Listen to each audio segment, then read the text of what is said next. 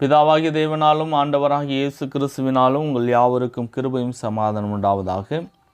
இந்த காலை வேளையில் கூட தாளந்துகளை உபயோகப்படுத்த மறவாதீர்கள் என்கிறதான தலைப்பின் கீழாக தேவனுடைய ஆலோசனை, தேவனுடைய வசனங்களிலிருந்து நாம் கேட்போம். பிரியமானவர்களே, இன்றைய காலகட்டத்தில் தேவன் நமக்கு அநேக தாளந்துகளை கொடுத்திருக்கிறார். ஆனால் அந்த தாளந்துகள், அந்த திறமைகள், அந்த பொறுப்புகளை நம்ம என்ன பண்ணோம்னா என்ன செய்வதென்று நம்ம புரிந்து கொள்ளாமல் நிறைய பேர் அவளுடைய காலங்களை வீணடிக்கிறவர்களாக இருக்கிறார்கள். இப்படி நம்முடைய காலங்களையும் நம்முடைய நேரங்களையும் வீணடிக்கும் பொழுது தேவன் நிச்சயமாக ஒரு நாளிலே வந்து கணக்கு கேட்பார். அது ஆண்டவராக இயேசு கிறிஸ்து வருகிறத நாளில் அந்த கணக்கு கேட்கும் பொழுது நம்ம தேவனுக்காகவும் கிறிஸ்துவுக்காகவும் எந்த அளவுக்கு வாழ்ந்திருக்கிறோம் என்பதனுடைய பிரதிபலிப்பாக இருக்கும். அப்போ அந்த உழைப்பின் பலனானது கண்டிப்பாக அது தெரியும். எப்படி தெரியும் என்று சொன்னால், ஒரே நாளிலே விதை போட்டு ஒரே நாளிலே மரம் வளர்ந்து காய்கனி கொடுக்க முடியாது. அப்போது தேவனுடைய ராஜ்யம் கூட, பரலோக ராஜ்யம் கூட அப்படிப்பட்டதாகத்தான் இருக்கிறது.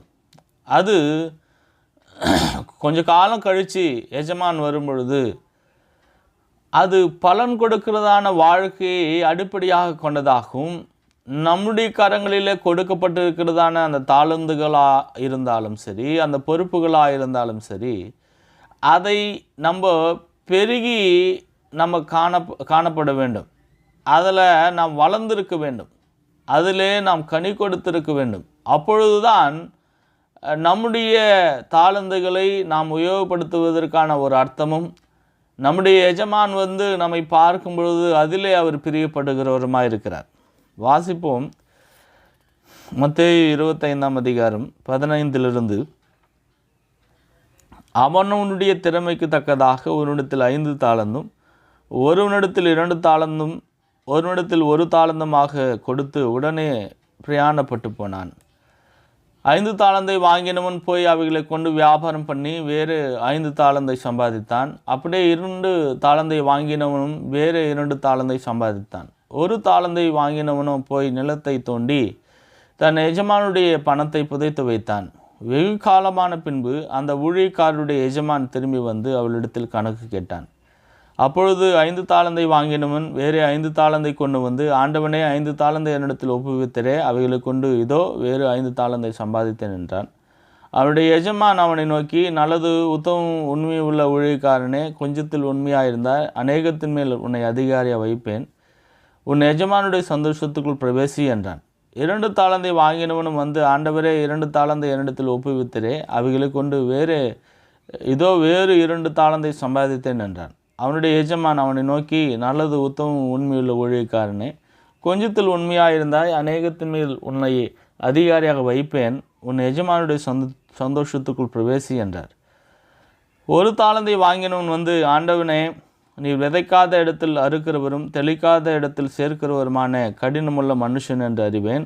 ஆகியால் நான் பயந்து போய் உமது தாளந்தை நிலத்தில் புதைத்து வைத்தேன். இதோ உம்முடையதை வாங்கி கொள்ளும் என்றான்.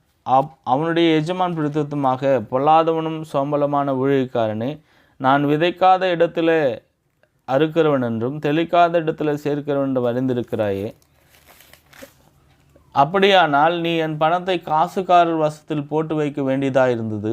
அப்பொழுது நான் வந்து என்னுடையதை வட்டியோடு வாங்கி கொள்வேனே என்று சொல்லி அவனிடத்தில் இருக்கிற தாளந்தை எடுத்து 10 தாளந்து உள்ளவனுக்கு கொடுங்கள். உள்ளவன் எவனோ அவனுக்கு கொடுக்கப்படும், பரிபூரணம் அடைவான். இல்லாதவனிடத்தில் உள்ளதும் எடுத்து கொள்ளப்படும். பிரயோஜனமற்ற ஊழியக்காரனாகிய இவனை புறமான இருளிலே தள்ளி போடுங்கள், அங்கே அழுகையும் பற்கடிப்பும் உண்டாயிருக்கும் என்றார். பிரியமானவர்களே, இந்த கால வேளையில் நாம் வாசித்து தானே இந்த வசனங்களிலிருந்து, இந்த ஓமையிலிருந்து நாம் புரிந்து கொள்ள வேண்டியதான விஷயம் என்னென்னா, நம்முடைய வாழ்க்கையில் கூட தேவனிடத்திலிருந்து அநேக பொறுப்புகளையும் தாளந்துகளையும் தேவனுடைய பணிக்காக, இந்த உலகத்தில் நாம் வாழ்கிறதா நித்திய வாழ்வுக்காக நம்ம பெற்றிருக்கிறோம். அது நமக்கு எங்கிருந்து கடந்து வருகிறதுன்னு சொன்னால், யாக்கோபு 1ஆம் அதிகாரம் 17ஆம் வசனத்தில் நாம் வாசிக்கும் பொழுது, நன்மையான எந்த ஈவும் பூரணமான எந்த வரமும் பரத்திலிருந்து உண்டாகி ஜோதிகளின் பிதாவினிடத்திலிருந்து இறங்கி வருகிறது. அவ்விடத்தில் யாதொரு மாறுதலும் யாதொரு வேற்றுமை நிழலும் இல்லை. பிரியமானவர்களே, இன்றைக்கு அந்த நன்மையான ஈவு, அந்த பூரணமான வரம் சோதிகளின் பிதாவினிடத்திலிருந்து இறங்கி வருகிறது. அப்போ இன்றைக்கு நம்ம எந்த அளவுக்கு தேவனுடைய சமூகத்தில் நம்ம நன்மை செய்கிறவர்களாக இருக்கிறோம். நன்மை என்பது வெறுமனே என்ன பண்ணுறது, இன்னொருத்தருக்கு உதவி செய்வதில் மாத்திரம் நன்மை கிடையாது. மாறாக நாம் தேவனுடைய சித்தத்தை நிறைவேற்றுவதிலும் அது என்ன பண்ணுதுன்னா நன்மையாக இருக்கிறது. 10 தாளந்தை வாங்கினவன் என்ன பண்ணான்னா, அந்த எஜமானுடைய அந்த விருப்பத்தை, அந்த சித்தத்தை அவன் புரிந்து கொண்டான். என்ன பண்ணணும், எஜமான் என்ன விருப்பப்படுகிறார் புரிந்து கொண்டபடினாலே அதற்கேற்றாற்போல் அவன் உழைத்து அதை எஜமானுடைய விருப்பத்தை நிறைவேற்றுவதற்காக அந்த மனிதன் முயற்சித்தான். அதன்படியாக வேறே ஒரு 10 தாளந்தை அவன் சம்பாதித்தான். அதேமாதிரி 2 தாளந்தை வாங்கினோமோ அப்படியாக ஒரே சிந்தையுள்ளவனாக இருந்தான். வேறே 2 தாளந்தை சம்பாதித்தான். ஆனால் 1 தாளந்தை வாங்கினவன் அவன் பயந்து போய் தன்னுடைய வாழ்க்கையில் என்ன பண்ணுறதுன்னு தெரியாமல் அவனுக்கென்று ஒரு தவறான ஒரு முடிவை அவன் செய்து வைத்திருந்தபடியினாலே அவனை அழுகையும் பற்கடிப்பும் இடத்துல ஒப்பு கொடுத்தார்கள். பிரியமானவர்களே, நம்ம கூட நிறைய சூழ்நிலையில் பயந்து போய் நிறைய விஷயங்களை நாம் செய்வதில்லை. பயந்து போய் நின்று விடுகிறோம், பயந்து போய் செயல்படுவதில்லை, பயந்து போய் ஜெபம் பண்ணு. என் வாழ்க்கையில் எவ்வளவுதான் நான் என் பிரச்சனைகளை சகிக்க முடியும், தினமும் நான் போராட வேண்டிய அவசியமாக இருக்கிறது. ஒரு இடைவெளி இல்லாத ஒரு போராட்டமும், ஒரு இடைவெளி இல்லாத ஒரு பாரமும், இடைவெளி இல்லாத ஒரு சஞ்சலமும், இடைவெளி இல்லாத ஒரு மன அழுத்தமும் என்னுடைய வாழ்க்கையில் இருக்கும் என்று சொன்னால் நான் எப்படியாக இன்னொரு கட்டத்திற்கு என்னால் கடந்து செல்ல முடியும் என்று யோசிக்கிறது உண்டு. ஆனால் நம்ம செய்ய வேண்டியது ஒன்று தான், தேவனுடைய சித்தத்திற்கு மாறாக எஜமானுடைய விருப்பத்திற்கு ஏற்றபடி நாம் நடப்போம் என்று சொன்னால் நம்ம என்ன பண்ணுறது என்கிறதான ஒரு ஆலோசனையை, ஒரு விருப்பத்தை தேவன் உருவாக்குவார்.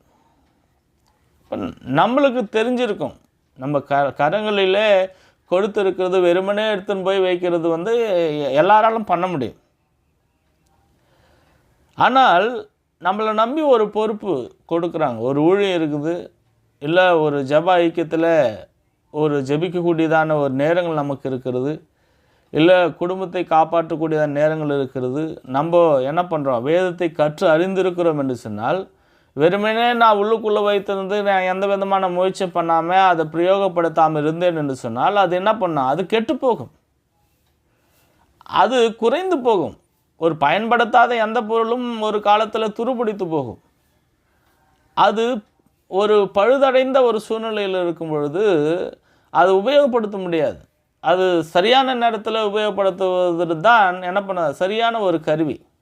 அப்போ நம்ம வாழ்க்கையில் கூட நம்ம வேதத்தை கற்றறிந்தவர்களாய் நாம் இருக்கும் பொழுது, வேதத்தை நேசிக்கிறவர்களாய் நாம் இருக்கும் பொழுது, வெறுமனே நான் மட்டும் ஜெபம் பண்ணிப்பேன், நான் மட்டும் வேதத்தை அறிந்து கொள்வேன், நான் மட்டும் படித்து நான் தேடிக்கொள்வேன் என்பது இல்லை. மாறாக அது மற்றவர்களுக்கு என்ன பண்ணோம், நம்ம அறிவிக்க வேண்டும். சுவிசேஷத்தை அறிவிக்கிறவனாக நான் இருக்க வேண்டும். மற்றவர்களுக்கு அந்த வசனத்தை பகுத்து போதிக்கிறதான ஞானமுடையவனாக இருக்க வேண்டும். ஆனால் இன்றைக்கு அநேகர் என்ன பண்ணி கொண்டு இருக்கிறாங்களா, எல்லாம் அறிந்திருந்தும் தன்னுடைய வாழ்க்கையில் ஒரு இடத்துல நின்று விடுகிறார்கள். தாளந்துகளை பற்றி அவர்களுக்கு கவலை இல்லை, தங்களுக்கு கொடுத்திருக்கிறதான பொறுப்புகளை பற்றி கவலையற்றவர்களாக இருக்கிறார்கள். ஆனால் அவர்களுக்கு என்ன பண்ணால் ஒரு நாளிலே அந்த அழுகையும் பற்கடிப்புமான இடம் தான் கிடைக்கும். பிரியமானங்களே, இந்த நாளிலே நீங்கள் உங்கள் தாளந்துகளை குறித்து ஜாக்கிரதையாக இருங்கள். நான் ரொம்ப அதிகமான தாளந்துகளுடையவன், எனக்கு நிறைய திறமைகள் இருக்கிறது, நான் அப்படி இப்படின்னு சொல்லி நம்ம என்ன பண்ணால் நம்மை பெருமை பாராட்டி கொள்ளலாம். அதனால் ஒன்றுமே பிரயோஜனம் கிடையாது. ஆனால் அந்த தாளந்துகளை வைத்து நீ என்ன செய்கிறாய், தேவனுக்காக கிறிஸ்துவுக்காக என்ன செய்கிறார் என்பதை குறித்து, சபைக்காக என்ன பண்ணுகிறாய் என்பதை குறித்து நீ ஜாக்கிரதை உள்ளவனாக இருக்க வேண்டும். ஐஸ்வர்யம் உள்ளவனாக இருந்தால் நான் தேவனுக்காக அதிகமாக கொடுக்க வேண்டும். என்னால் உழைக்கக்கூடியதான பலன் இருக்கும் என்று சொன்னால் தேவனுக்காக ஊழிய பணி செய். என்னால் ஜெபிக்கக்கூடியதான பலன், ரொம்ப நேரம் என்னால் ஜெபம் பண்ண முடியும் ஊழியத்திற்காகனா நீ ஜெபம் பண்ணு. நீ அதை விட்டு எனக்கு எல்லாமே இது இருக்குது அப்படின்னு சொல்லி அந்த பெருமையிலே நின்று கொண்டு இருப்போம் என்று சொன்னால் நாம் ஒரு நாளில் விழுந்து விடுவோம். பெருமை உள்ளவனுக்கு தேவன் எதிர்த்து நிற்கிறார். ஆனால் தாளந்துகளை உபயோகப்படுத்துகிறதான நம்ம இன்னும் அதை பெருக்கி தேவனுடைய சமூகத்தில், எஜமானுடைய சமூகத்தில் நம்ம ரெண்டு வாங்கணும், இன்னும் 2 சம்பாதிக்கணும். 10 வாங்கினா 10 சம்பாதிக்கணும். 1 வாங்கினவன் போல் பூமிக்கு அடியில் புதைத்து வைக்கிறதான மனிதர்களாக நாம் இருக்கக்கூடாது. நிறைய பேருக்கு என்ன பண்ணுறாங்கன்னா, அவங்க பண்ணுகிறதான வீம்புகளிலே மேன்மை பாராட்டுகளாக இருக்கிறார்கள். வீம்புக்குன்னே அதான் ஒன்று என்ன பண்ண செஞ்சுக்கினே இருக்கிறாங்க. நான் என்ன பண்ணேன், சபைக்கு வரமாட்டேன், நான் எதுக்கு வரணும் அப்படின்னு வீம்பு. நிறைய பேர் என்ன பண்ணேன், நான் அந்தரங்க பாவங்களை மூழ்கடிக்கிறதுனால நான் என்னால் என்ன பண்ண முடியாது, என்ன சபைக்கு வர முடியாது. வீம்புகள். யாக்கோபு 4ஆம் அதிகாரம் 16 சொல்லப்படுகிறது, இப்பொழுது உங்கள் வீம்புகளில் மேன்மை பாராட்டுகிறீர்கள், இப்படிப்பட்ட மேன்மை பாராட்டில் யாவும் பொல்லாங்காக இருக்கிறது. அப்போ வீம்புகளிலே நம்ம என்ன பண்ணக்கூடாது, மேன்மை பாராட்டக்கூடாது. வீம்புக்குன்னு சபைக்கு அவர் என்ன அந்த சபைக்கு நான் ஏன் போனோம், இல்லை அவர் பேச்சை நான் ஏன் கேட்கணும், அவரெல்லாம் ஒரு ஆளா அப்படின்னு சொல்லி என்ன பண்ணோம், வீம்புக்குன்னு நம்ம என்ன பண்ணோம், சபையை புறக்கணித்தல், வீம்புக்கென்று நம்ம என்ன பண்ணோம், தேவனை புறக்கணித்தல், வீம்புக்கென்று என்ன பண்ணோம், சுவிசேஷத்தை சொல்லாமல் இருத்தல், வீம்புக்கென்று நம்ம கிறிஸ்துவ வாழ்க்கையை வாழாமல் இருத்தல், இப்படிப்பட்டதான ஒரு செயல்களானது அது பொல்லாங்காக இருக்கிறதாம். அதனால் நம்ம செய்கிறதான நன்மை என்னென்னா 17வது வசனம் யாக்கோபு 4:17, ஆதலால் ஒருவன் நன்மை செய்ய அறிந்தவனாயிருந்தும் அதை செய்யாமற் போனால் அது அவனுக்கு பாவமாக இருக்கும். அப்போ இன்றைக்கி நான் பாவமே செய்யலைன்னு சொல்லி இருக்கிற எத்தனை பேர் தங்களுடைய தாளந்துகளை உபயோகப்படுத்தாமல் இருக்கிறார்கள். நன்மை செய்ய அறிந்தவனாயிருந்தும் அதை செய்யாமற் போனால் அது பாவமாக இருக்கும். ஆக பிரியமானவர்களே, உங்கள் தாளந்துகளை உபயோகப்படுத்துங்கள். எஜமான் வந்து கேட்கும் பொழுது, இதோ நீர் கொடுத்தரே 10 தாளந்து, இன்னொன்று 10 சம்பாதிச்சேன், அதற்கு மேலாக சம்பாதித்தேன் என்று சொல்லி தைரியமாய் நாம் எப்பொழுது எதிர்கொள்ள போகிறோம். அதனால் தேவனுக்காக வாழுங்கள், கிறிஸ்துவுக்காக நீங்கள் என்ன பண்ணுங்கள், நன்மை செய்ய மறவாதிருங்கள்.